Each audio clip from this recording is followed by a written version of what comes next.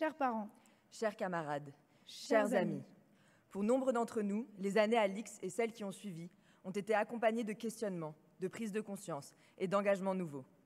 C'est pourquoi aujourd'hui, nous tentons avec nos mots de porter une voix qui est issue de nombreux échanges avec nos camarades, que nous remercions du fond du cœur pour leur disponibilité jusqu'à la traditionnelle dernière minute.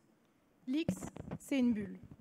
Un genre de jeu de rôle grandeur nature où plus t'as de billets, plus t'as de pulls d'assaut, plus t'as de points. On parle peu de ce qu'il se passe dehors. Après tout, c'est normal. Le RERB, c'est le bout du monde. Aujourd'hui, nous quittons notre bulle, où l'on organisait des comédies musicales à 200, où le réseau Internet était géré par les élèves, où l'argent était rarement un sujet, pour débarquer en 2022, en France, dans un monde pétri d'inégalités croissantes et d'injustices, face à une urgence climatique sans précédent. Parce que c'est notre remise de diplôme, il aurait été tentant, plaisant même, de tailler le bout de gras sur nos bons et mauvais souvenirs de la vie de campus. Il y en a plein des choses à dire sur cette vie de campus. D'abord, des choses très positives. Une formation académique riche et variée, de nombreux professeurs et encadrants, une vie associative foisonnante et des valeurs issues du cadre militaire qui modèlent la vie à l'IX. J'ai nommé la cohésion et le devoir d'exemplarité. Ensuite, des choses très paradoxales. On nous a enseigné les théories économiques néolibérales, tout comme la physique du climat. On nous a forcés au silence lorsque l'image de l'école était en jeu, tout en nous encourageant à nous engager. On nous a bombardés de présentations de cabinets de conseil, tout en nous vantant les services de l'État. Et enfin, malheureusement, des choses clairement améliorables. Le manque de diversité sociale, le rapport au genre et à la sexualité, ou pire, l'omerta sur les agressions diverses qui ont pu avoir lieu sur ce campus. Aujourd'hui, alors que nous quittons notre école, nous souhaitons faire un pas en avant et pas seulement regarder vers l'arrière. Là, parents, comme élèves, vous nous regardez tous du fond de vos chaises en vous disant, comme d'habitude, un discours culpabilisant avec les mêmes rengaines contradictoires qu'on entend tout le temps. Cesse de manger de la viande rouge. Ne prends plus l'avion. Ni la voiture. Achète tes fringues sur Vinted. Mais Vinted, ça encourage la surconsommation. Bref. Et vous auriez raison, la réponse ne réside pas uniquement dans les comportements individuels. Plus encore, la question écologique ne peut être dissociée de la question sociale. Pourtant, les partisans d'une croissance verte effrénée s'échinent à nous faire croire que la marche du monde est un problème d'optimisation solvable par des technocrates dans une tour de verre.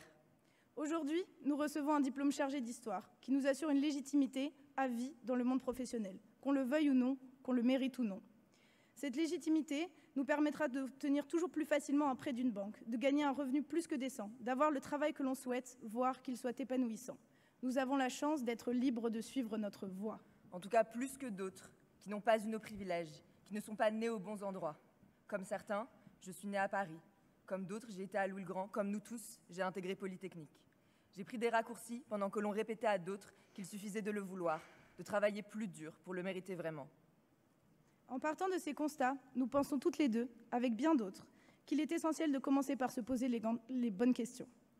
Peut-être d'abord s'inspirer de nos grands anciens, ce fameux Vanneau par exemple, qu'on a érigé en figure emblématique de l'école, en omettant trop souvent qu'il se battait contre l'ordre établi pour une société dont il rêvait.